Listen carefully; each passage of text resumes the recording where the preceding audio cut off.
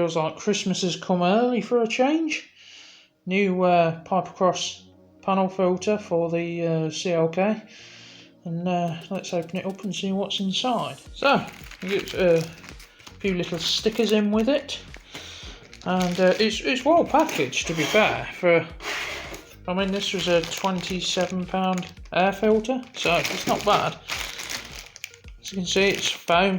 I'll get it out its bag in a minute, but I just wanted to put this in with the standard air box for now to see whether there's actually an improvement, or even more of an improvement, using an actual foam panel filter.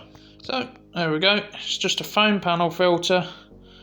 Not sure there's two layers of foam there. Yeah, there's quite coarse foam, and then there's a finer foam as well. So yeah, looks like it'll do the job alright. It's covered in like oil or something, just something to help trap the dirt, and it's all over my hands now. But yeah, not bad quality product for the price, so we'll see whether it actually helps. Right guys, so before we get into it, don't forget to like and subscribe if not already. Today's video is going to be a sort of visual representation using the smoke again, to show the difference between flow from the Pipercross foam panel filter, a standard new paper panel filter, and a worn out used paper panel filter. This test is using the filters from the C230K engine, or 230K engine rather, but the pre-Evo version. The principle will be the same no matter the size of the filter. Obviously the Evo engines I think had a lot smaller air filter, but it was sort of longer. As well as just looking at how much you lose through a clogged air filter. Now this was the one that came on my CLK when I first got it, and it's toast. It's absolutely toast. But yeah, without further ado, let's get into the video.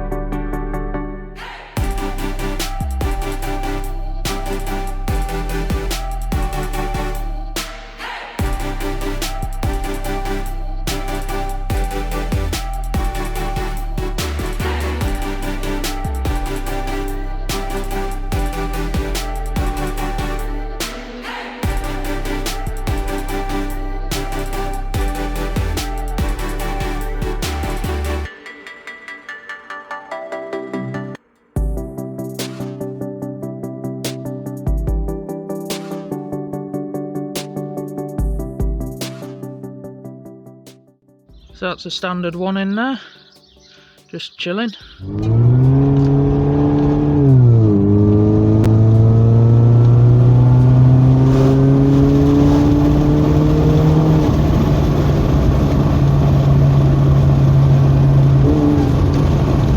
And that's with the Pipercross one fitted in there, nice and neatly.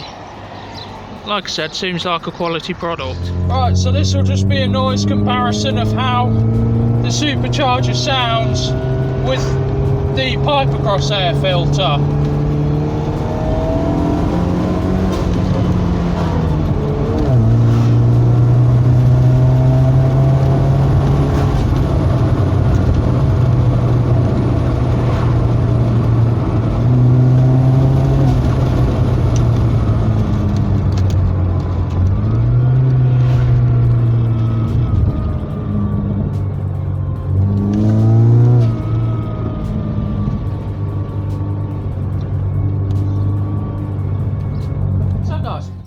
The results are exactly what we expected to see, aren't they? We've obviously got the Pipercross filter flowing a lot more air than the paper filter, which to be honest was expected. I think for the money this is a good stock replacement. Yes, most of you out there have probably already gone and put a cone filter on and binned the original airbox. In my eyes, is there much point going to a comb filter if you can breathe just as well through the standard airbox? It depends. Depends on your horsepower level, the size of your full intake piping, so the size of your piping to your supercharger. If you're keeping the standard size piping to your supercharger, you may as well keep the standard airbox, in my opinion. Yes, a comb filter will flow more volume of air, but with a comb filter, you're drawing in the hot engine bay air, which is why on the airbox mod, I put the holes on the wing side of the airbox to try and make sure that I'm not drawing in that warm engine bay air. That will make the car run lean, it increases the risk of detonation, and it also makes the car back the timing off even more. And with these cars, you really want to keep the intake temperatures as cold as possible, because the warmer they are, the less power you're going to get. So if you're overspinning your supercharger, but you're drawing in warm air as well, you're amplifying the already hot air coming out of the supercharger. So you really, with these cars, you really need to put a lot of effort into a cold air feed, and I believe the only way to do that is with an airbox. You can get the air filters with a housing, and obviously you can put a cold air feed pipe down to your bumper or somewhere. Now, depending on your environment, it can be a good or bad thing having a cold air feed low down, because it increases the risk of water getting into your intake. A good example of that, if you watch the videos from Rufford Ford, cars with low intakes just dying on the other side because they've ingested water. So where Mercedes put the standard intake is okay, it's nice and high, but it's just not a big enough intake. So obviously with the airbox mod and a filter like this, yes, the noise is louder, so you do have the typical supercharger whine and the vent noise, but in my opinion it's worth doing. It works well, it doesn't cost the earth, and it keeps the engine bay looking stock. Now, I'm somebody that likes the engine bay to look sort of like the manufacturer did it, but in our case the manufacturer did quite a lot to prevent us having more horsepower. So we've got to try and increase that, and this is one of the best ways you can do it, I think. So yeah, hope you've enjoyed the video. Don't forget to like and subscribe, and I'll see you in the next one.